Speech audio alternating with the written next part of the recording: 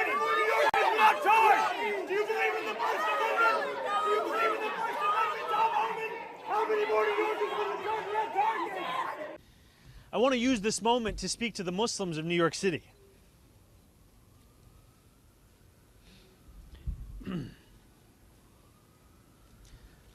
I want to speak to the memory of my aunt,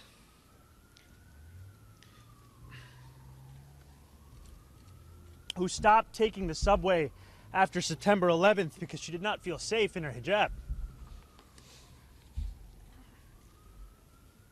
I want to speak to the Muslim who works for our city, whether they teach in our schools or walk the beat for the NYPD.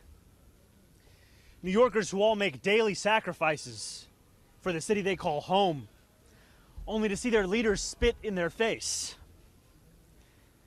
I want to speak to every child who grows up here, marked as the other, who is randomly selected in a way that never quite feels random, who feels that they carry a stain that can never be cleaned. Growing up in the shadow of 9/11, I have known what it means to live with an undercurrent of suspicion in this city. I will always remember the disdain that I faced, the way that my name could immediately become Muhammad, and how I could return to my city only to be asked in a double-mirrored room at the airport if I had any plan on attacking it. I've never seen a coalescing of hatred like I've seen for Zohran Mamdani. It's actually quite insane what I've witnessed in the last 2 days. Republicans are calling for his deportation back to Uganda, and Democrats are melting down and quite literally willing to undo democracy to get rid of him. And I've been trying to figure it out all day, and I think this clip is why. The first foreign visit by a mayor of New York is always considered significant. Where would you go first? Left to right, Ms. Adams. First visit, I would visit the Holy Land. Mr. Cuomo. Given the hostility and the anti-Semitism that has been shown in New York, I would go to Israel. Mr. Tilson, where would you go? Yeah, I'd make my 4th trip to Israel, followed by my 5th trip to Ukraine, 2 of our greatest allies fighting on the front lines of the global war on terror. Mr. Mamdani. I would stay in New York City. My plans are to address New Yorkers across the 5 boroughs and focus on that. Mr. Mamdani, can I just jump in? Would you visit Israel as mayor? I will be doing, as the mayor, I'll be standing up for Jewish New Yorkers, and I'll be meeting them wherever they are across the 5 boroughs, whether that's in their synagogues and temples or at their homes or at the subway platform, because ultimately we need to focus on delivering on their concerns. And just yes or no, do you believe in a Jewish state of Israel? I believe Israel has the right to exist. Not as a Jewish state? No, as a state with equal rights. He won't say it has a right to exist as a Jewish state. Be very clear. And his answer was no, he won't visit it. Why does the mayor of an American city need to go abroad at all? And why did everybody except Mamdani say Israel? They don't want to go anywhere else, no other country, Canada, France, UK, South Korea. It's just weird. We just all got played for 8 months. Everyone in the world, everyone in the country, everyone in New York City got played by these 2 thespians, these actors. Because remember, 8 months ago, we thought it was Godzilla versus King Kong. There was Zohran Mamdani calling Donald Trump a fascist. He's not. And then Donald Trump calling Zohran Mamdani a communist. He's not. And then, as you mentioned, just recently, the president said, I'm going to withhold $7 billion of badly needed federal funding for New York City if you elect Zohran Mamdani. And then Zohran Mamdani, on the night of his victory, turns and looks into the television and says, Donald Trump, if you're listening, turn up the volume. So they're like antagonizing their followers. And then all of a sudden today, we're expected to believe kumbaya. Everything is fine. Everything moves normally. No. I don't get played. I feel that I, like the American people, were turned into suckers to all of a sudden start adversarially wanting to go at one another when, in fact, we can see the reaction today, which is, oh, you're going. Hey, everybody. Here we go again. Another episode of Common Sense with Van Silk. Spartan shirts. Okay, so now, here's a funny thing. Zohran Mamdani, who just won the election in New York as the new mayor for New York City, was hated by everybody that was against him because of being a Muslim and this and that, and deport him, and he need to do this, and he want to federalize, he want to defund the police, and he want to make this with the girl, he want to do this and that. Listen, you know what's so funny about politics? Politicians can get up here and they can lie during a campaign. They can just lie about everything, but don't lose their job. But if any of us normal Americans lie at a job or anything, we lose our job. Why is it that politicians can lie in campaigns and you know, make up shit, but we can't? I'm looking at the Democrats who made the video about telling the military to not take illegal orders. But then you're going to have the Trump administration press secretary come out. Well, they telling the military people to not take lawful orders. That is not what they said. They said illegal orders. The word was illegal. See, and it's a lie, and it gets by until somebody said, no, that's not what they said. But again, this is Mamdani. Curtis Lewa is saying him and Trump is lesbians. Yo, this is Common Sense with Van Silk. Y'all just seen Zohran Mamdani before, what he was about, what he was doing. But now look at the reaction from the mega people and everybody now that he won. But here's the funny part about all of this. Ever since his meeting with Donald Trump. Oh, well, he's all of a sudden now, those who hated this man less than 30 days ago, less than 2 weeks ago, because Donald Trump said so, he could be all right. You know what? It's all BS. It's all BS. I'm telling you, it's just BS. But yo, here's another episode of Common Sense with Van Silk. I hope you enjoyed this episode. I'm going to put it out before get ready to watch these football games. Yo, make sure you'll follow me on rumble.com. You make sure you support my channel. Mamdani for mayor. He's the winner. Eric Adams is on his way out. But I'm just trying to say, politics, it's not a magic trick for real. Politics is real in everything in life that we do. Everything in life is politics. You could talk bad about a politician one day and you can win office and that same politician will come and work for you. Look at all the people that's working for Trump, how bad he talked about them. How bad they all called him all kind of things, but now they're in his administration. It's called politics. It's Common Sense here with Van Silk. You'll make sure you support the page, follow the page, leave comments, leave your own opinion. I'm out. I'd like to ask Mr. Mamdani, you've accused the U.S. government of committing genocide in Gaza while President Trump was working on peace. Why that? I've spoken about the Israeli government committing genocide, and I've spoken about our government funding it. And I shared with the president in our meeting about the concern that many New Yorkers have of wanting their tax dollars to go towards the benefit of New Yorkers and their ability to afford basic dignity. And what we see right now is we're in the 9th consecutive year of more than 100,000 school children being homeless in our city. And there's a desperate need not only for the following of human rights, but also the following through on the promises we've made New Yorkers. And I appreciated the meeting we had and the work that we can do. Do you agree that President Trump didn't do a peace and work hard to make the peace? Because he worked hard to do the peace in the Middle East and everywhere. Do you agree with that? I appreciate all efforts towards peace, and I shared with President Trump that when I spoke to Trump voters on Hillside Avenue, including one of whom was a pharmacist that spoke about how President Trump's father actually went to that pharmacy not too far from Jamaica Estates, that people were tired of seeing our tax dollars fund endless wars. And I also believe that we have to follow through on the international human rights, and I know that still today those are being violated, and that continues to be work that has to be done no matter where we're speaking of. Mr. President, I really don't like the guy.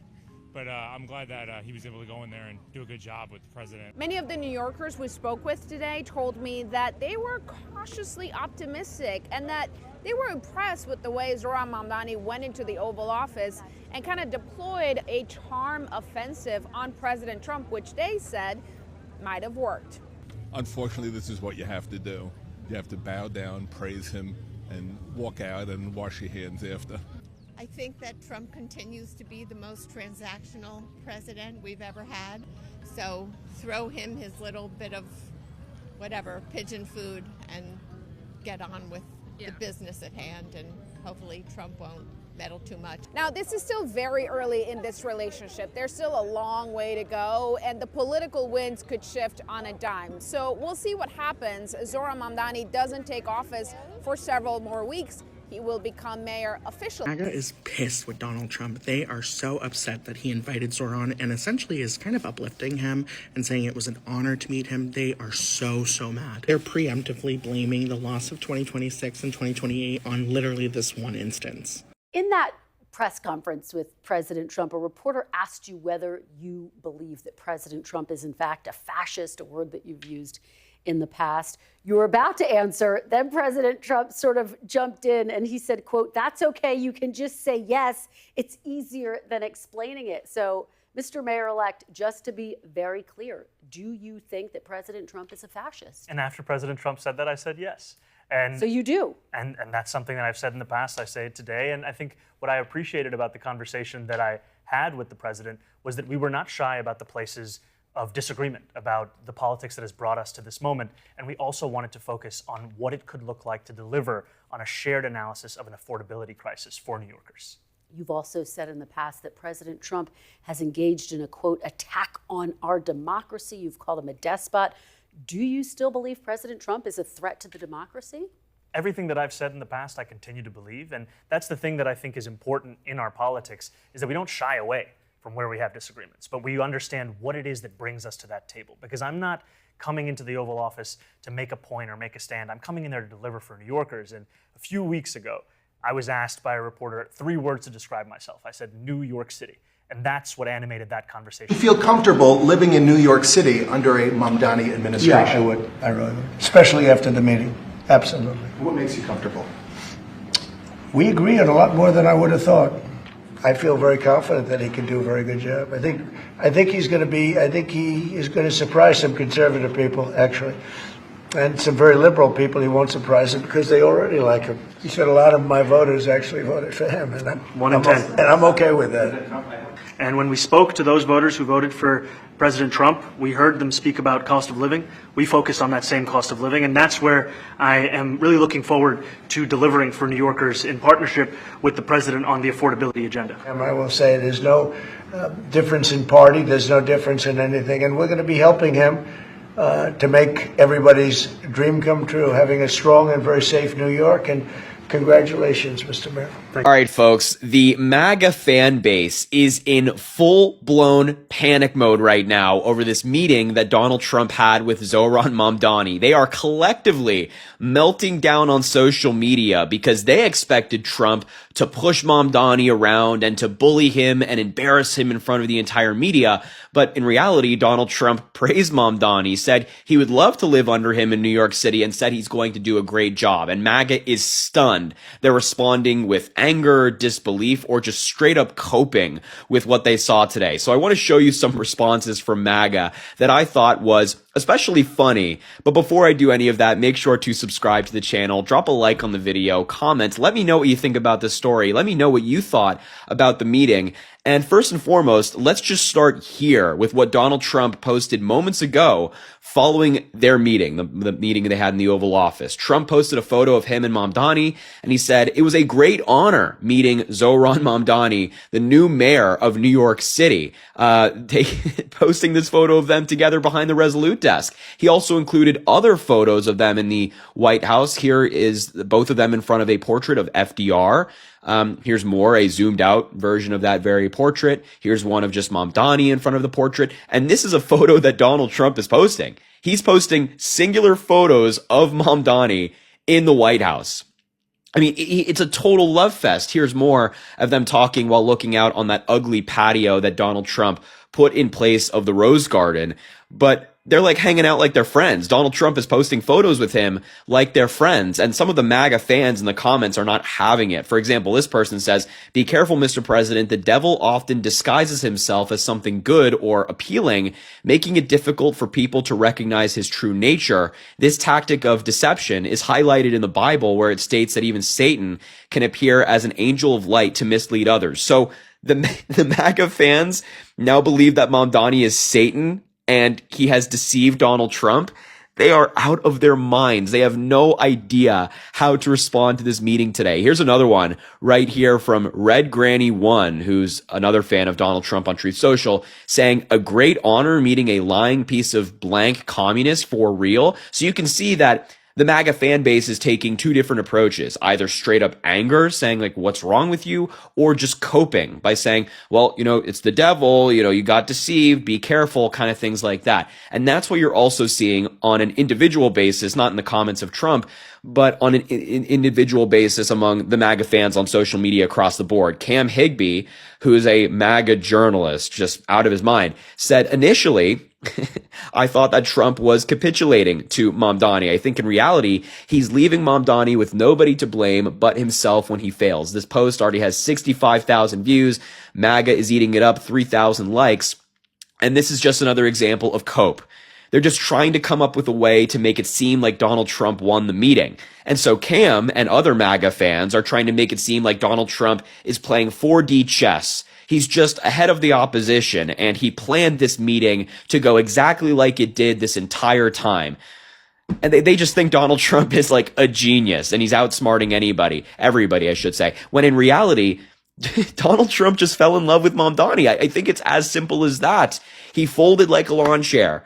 Right? Donald Trump on social media, in the media and whatnot, will talk a big game saying, "Oh, Mamdani is a communist. He's going to destroy New York City." And then an hour with Mamdani in the White House, and he comes out saying, yeah, I think he's actually going to be a great mayor. And MAGA just can't handle it because they've gotten their marching orders from Donald Trump. Their marching orders were, he's a communist, he's going to destroy New York City, and that's the line. And now Donald Trump has completely reversed course, and it is so funny to watch them deal with that. Here's another one. Julia Manchester, a journalist for the White House from The Hill, said a text from a GOP operative on the Trump-Mamdani meeting, striking a similar tone, saying, quote, "To be honest, I think this pours gasoline on the internal war within the Dems. Hakeem Jeffries won't talk or work with him, but Trump is open to working with him, further forces Dems to fully embrace Mamdani and his agenda." Well, it seems like the Democratic Party as a whole has already embraced Mamdani. So if Donald Trump's goal was to make Democrats like Mamdani more,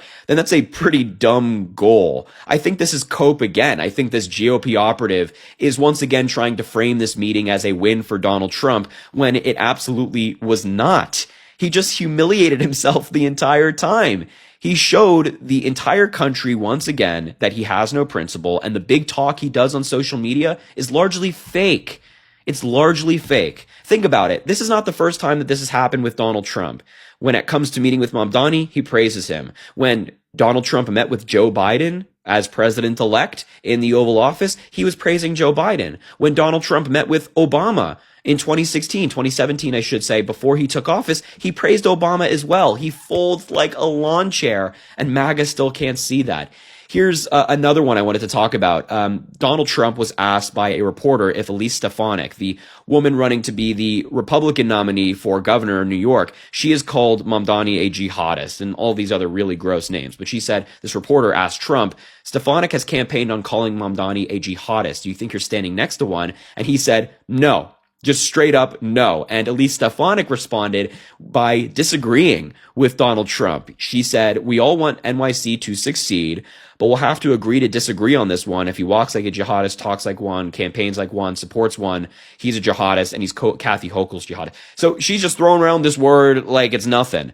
But Donald Trump just completely contradicted her. And this is what you get when you're loyal to Trump. She has been as loyal as it comes to Donald Trump for many, many, many years now. And then he nominated her for the UN, then withdrew her nomination. Now she's running for governor of New York, and Donald Trump has already undermined her key campaign talking point. Just, you can never trust Trump. No matter how loyal they want to be to Trump, you can never trust him to have your back, and he never will.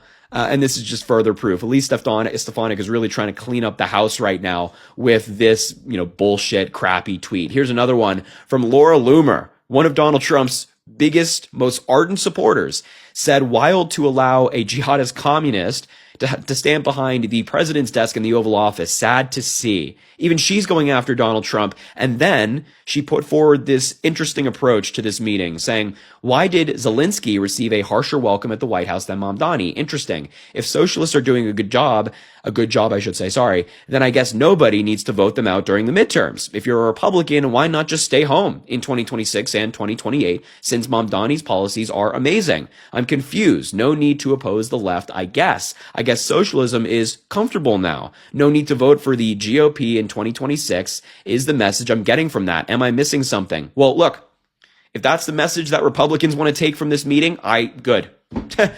Don't go out and vote for your guys. Don't go out and vote for Republican candidates in the midterms. Don't do it in 2028. Just don't do it in any election. That's perfectly fine by me.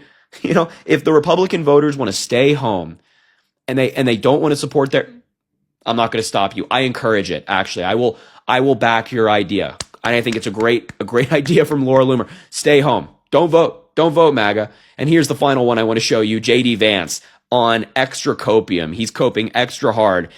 He responded to a clip of Donald Trump and Mamdani. The reporter asked Mamdani if he still stands by his comments saying that Trump is a fascist. Trump said, that's okay. You can just say yes. It's easier than explaining this. And JD Vance responded by saying, POTUS has a lot of good moments, but this is an all-timer. It seems like JD Vance is a little upset because it appears that Trump likes Mamdani more than he likes JD Vance. He has never spoken that positively about JD Vance in front of anybody. But when it comes to Mamdani, he loved him. He was slobbering all over Mamdani. So you're seeing that MAGA doesn't know what approach to take. Some people are angry. Some people are in disbelief. It is just a remarkable sight to see. And I've had a really fun time today watching it all go down. And so I just had to bring you this story. It was too good to ignore. So look, I will leave the video there. Thank you so much for watching. Make sure to subscribe down below. Drop a like on the video, comment. Let me know what you think about this story. Of course, I'm always excited to hear from you folks.